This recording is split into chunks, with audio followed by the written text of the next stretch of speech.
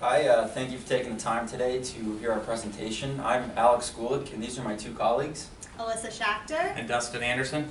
And we've taken on the role as market consultants, along with our other team members who have helped us put this presentation together, to really get out and analyze the DCT site, specifically figuring out what the tenant demands are, what the local market is looking for, and what the competing properties are offering.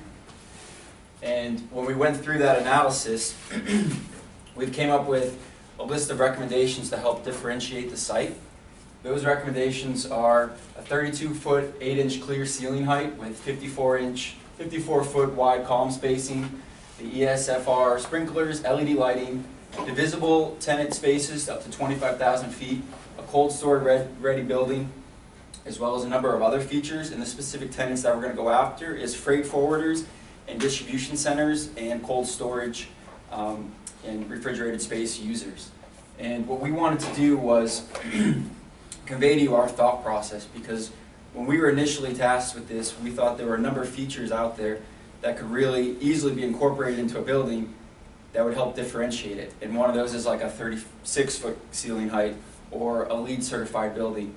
But then we quickly realized that it's driven by market, and this market specifically, the tenants aren't asking for that, through a number of brokers that we interviewed, as well as we ended up being brought back down to earth when we realized that the construction costs are not feasible when you look at some of those features. So what we're going to do now is take you through our thought process of why these recommendations work and what we found through our market analysis, building features, and what makes it, in the end, financially feasible for the site. Alyssa? So moving forward, we're going to go over really quickly some of the market trends. Currently, there are over 500 million square feet of rentable building area in the industrial market in Florida. That number is up 0.85% from last year, and it's already been absorbed and some. So we've absorbed 1.8%. They can't build as fast as these places are being occupied. Additionally, vacancy in Florida is 8.9%, while in South Florida it's down to 7.9%. So we're below the state average. This is in part due to the fact that we have the seaport and the airport, two main factors in our market. I'm going to talk about some tenants that we would suggest that you go after.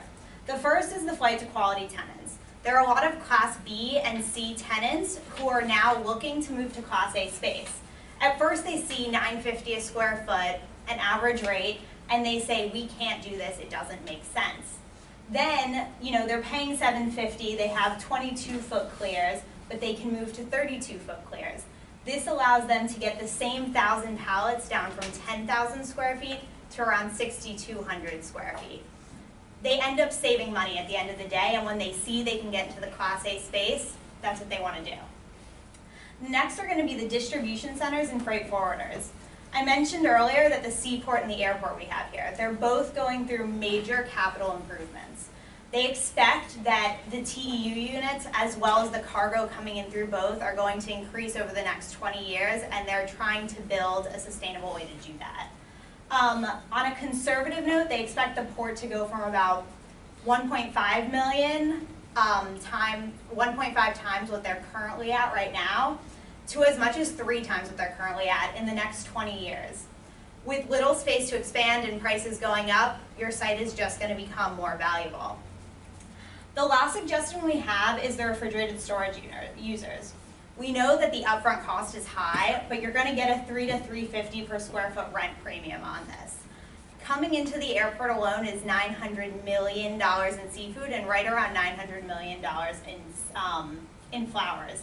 They're looking to move into the Class A refrigerated cold space, and there isn't a lot out there. In Airport West, we need more of this, and so one of our suggestions, which Alex is going to explain how it financially makes sense, is to go with a cold storage building. Really quickly, I'd like to just show this is the industrial submarket map. We're going to focus in on Airport West, which is where your site is located, Airport North, and then Medway. Location-wise, they're very competitive. You're close to the airport, you're close to the seaport, and you're close to all the major highways. when you take a look, occupancy at Airport West is actually the lowest. So what you have to factor into this as a key indicator is the fact that Airport West also has the most that's come to market. So in the next few years, it's going to balance itself out and these numbers will increase. Medley has the next lowest of the occupancy rates, but it also has the next most square footage that is coming to market or has come to market. The last key indicator I really want to focus in on is rent. So the rent in Airport West averages $821. This factors in Class B and C space, so keep in mind that's why the number's low. But it is higher than the average in Airport North and Medway because the demand is there. This is where people want to be. It's a great location, and we're going to talk really quickly about your direct competitors in the market right now. So Miami International is going at about $850 a square foot. Flagler is around the same at $850. Airport Logistics is at $895. South Florida Logistics is going at about $10 a square foot. Translogic Center is going between $1020 and $1045. I'm sorry. And then Beacon Lakes, which is our closest competitor, is going at $950. We're going to talk about how we're going to differentiate your site from Beacon Lakes, but we're going to suggest you go in right around that price. Good morning, I'm Dustin Anderson. Today we're talking about the DCT Commerce Center. And this site is a 23.5 acre site, and it consists of 3 separate buildings totaling 425,000 square feet. What we did is we really wanted to find out the construction features with the competition that was out there and the differentiating factors that we can apply to this property. And we used market research, we interviewed brokers, and we also interviewed contractors that specialize in tilt wall construction. So on the standard construction features, we looked at the competing properties. We looked at the Prologis Airport West, the Airport Logistics Park, Flagler Station, and the Miami International Trade Port. And what we found is these are all standard features. These are the must-haves to be competitive in the marketplace. And there's a few that we're going to highlight here and we're going to talk more about.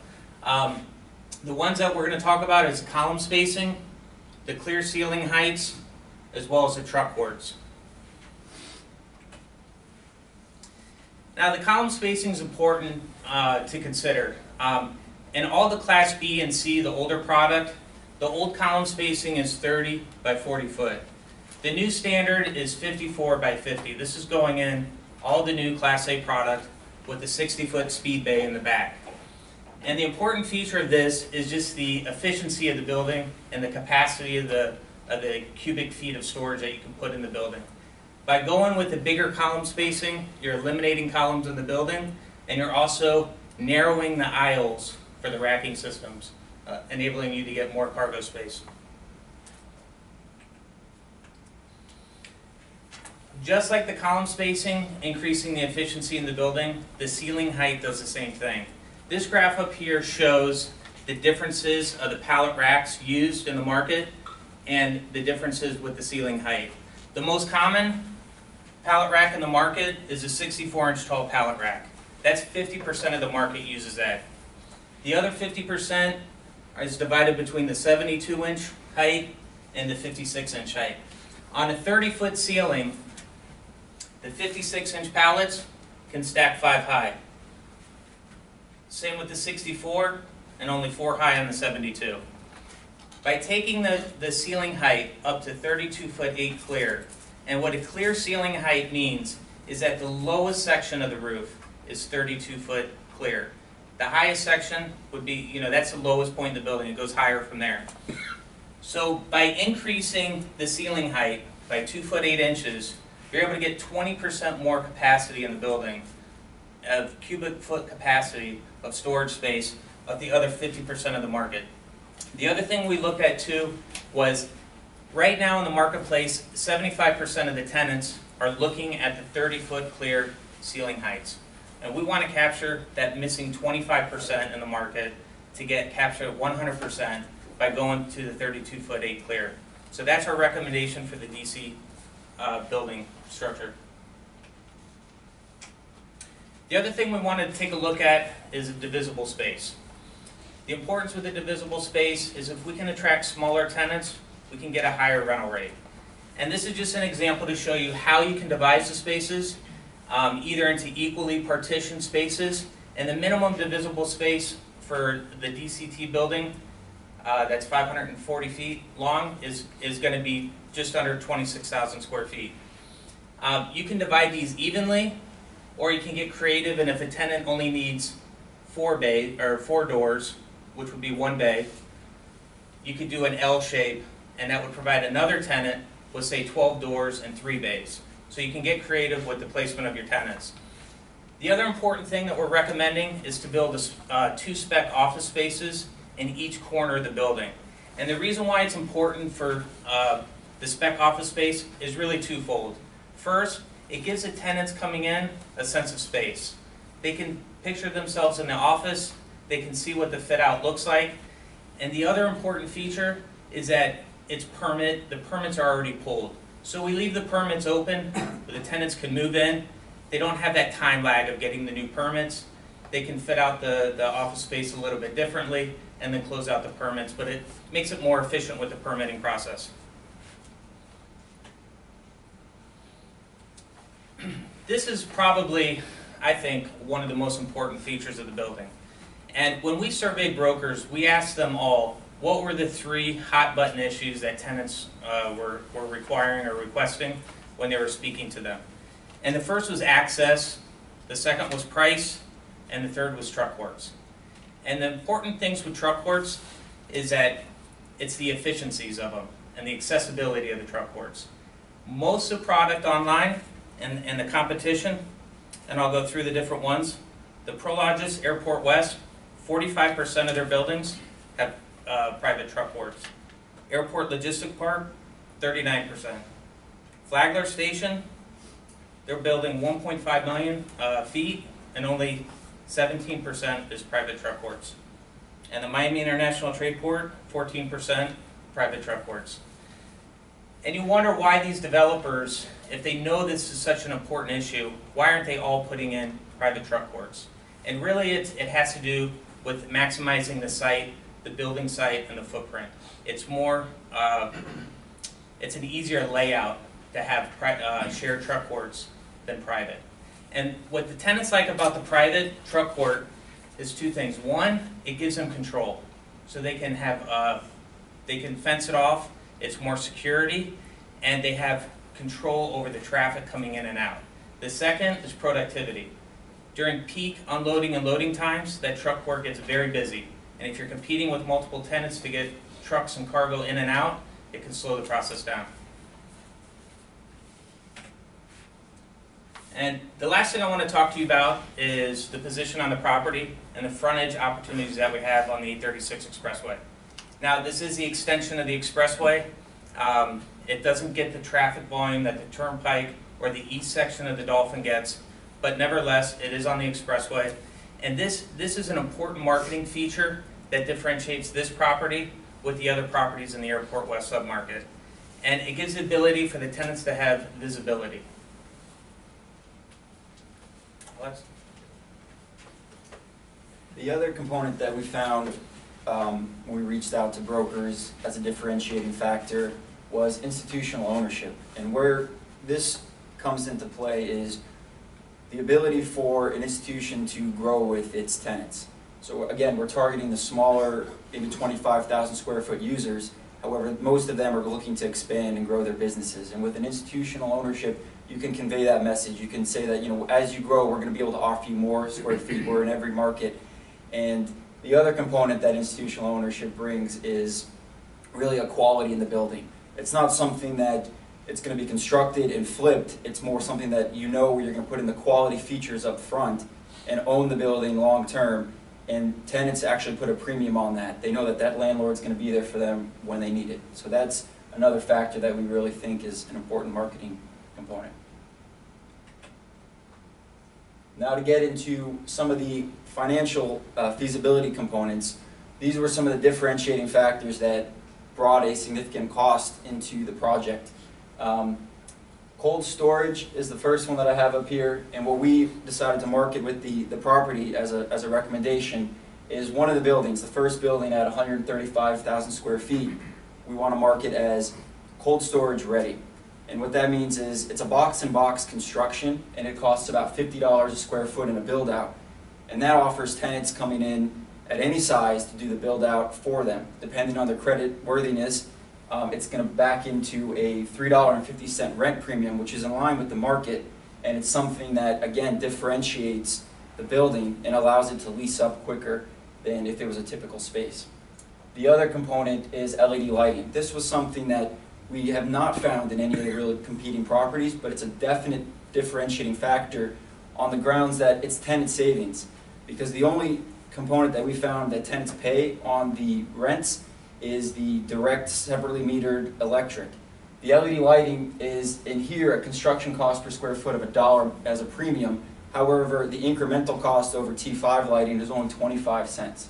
So it relates back to a 5% rent premium if you wanted to charge it to the tenant, but a lot of what we found is if you market that as tenant savings, you're going to get more tenants because, again, you're expressing an interest in helping them save money, as well as adding a higher quality lighting to your building. The other feature is the ceiling heights. And when we looked at the costs in ceiling heights, we looked at going from a 30-foot standard clear to a 32-foot 8-inch and a 30-foot to a 36-foot clear. What we found, as Dustin had clearly broken out with the pallet racking, is the 32/8 makes a lot of sense with the racking configurations in the market. What we found also is a 36-foot could have a lot of advantage with the stacking. The cost, though, to go to a 36-foot clear does not justify making that recommendation to you. And the main reason is when you go up to the 36-foot clear, we have in here additional construction costs of $1.35.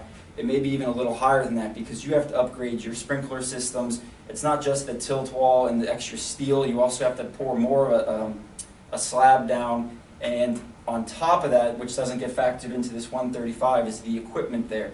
You're going to have special forklifts to be able to rack up to 36 feet.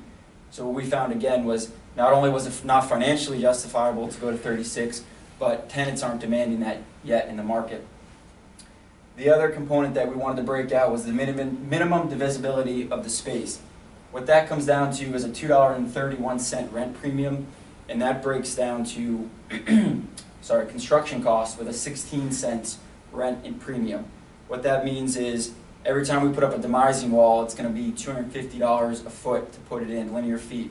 And to go across the building to separately devise the space, it's going to be a $2.31 per square foot premium on the 25,000 square feet tenant space.